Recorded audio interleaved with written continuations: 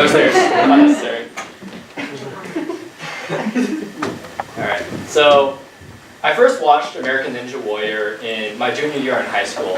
And for those of you that don't know, American Ninja Warrior is this TV show where the contestants, they tackle this insanely difficult obstacle course that culminates in a 75-foot rope climb in under 30 seconds.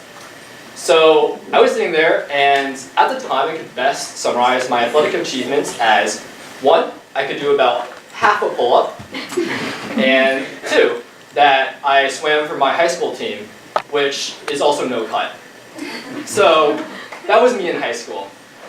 But more recently, this past year, I decided to get back watching the series, and I started watching these incredible athletes do these really amazing stunts on TV, and I wondered, well, maybe that could be me.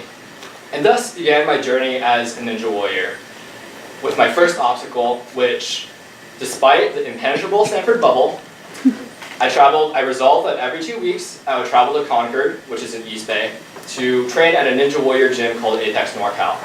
So once I made it past that first obstacle, I started seeing all these obstacles, and I was realizing that every obstacle I was doing required, it was a lesson in overcoming fear, which, if you think about it, is millions of years of evolutionary knowledge of this is probably not a good idea.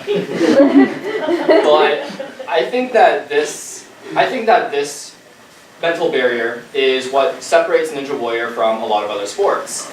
And it does make every training session I go to a truly ultimate workout.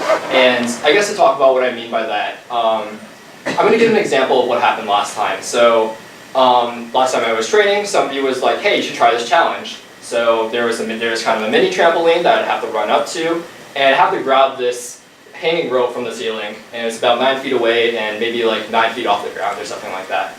So I said, okay.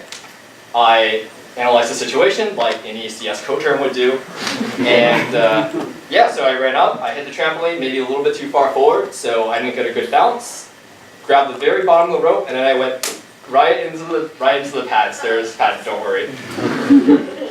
But that hurt a lot. But I wasn't about to be deterred by that, so I went back and I tried again. This time I hit pretty much in the center of the trampoline. But just before I touched the rope, I had this moment of panic of like, oh, what happened? I remember what happened last time. And I was like, nope, and so I bailed out. And this kept on happening. Like every time I was coming up, I would hit the trampoline, I would remember that moment, and I would bail. I just wouldn't grab the rope. Until maybe around the 15th try. And that time what I did was I stared down the rope and I visualized everything in my head. I thought about how the rope would feel in my hands, how much grip strength I would need, how it would feel like swinging always to the next rope, and how amazing it would feel to just fly through the air. And took a deep breath, and I said to myself, you've already got this. And I jumped to the mini trampoline, hit it right in the center, and everything happened exactly how it was supposed to happen.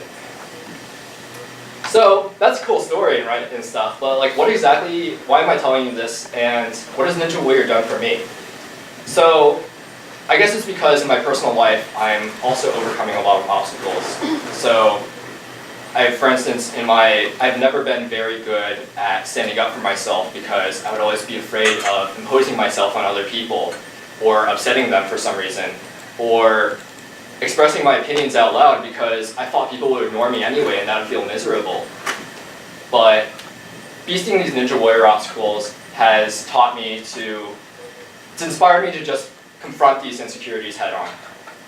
And it's taught me that I just need to put myself out there no matter what the outcome is, even if I embarrass myself.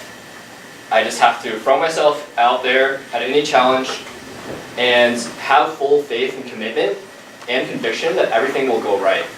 And even if I fail, that's okay, because if I get back up, I learn from my mistakes, that I haven't failed yet. So I'm learning to get comfortable being uncomfortable. Thanks, everyone.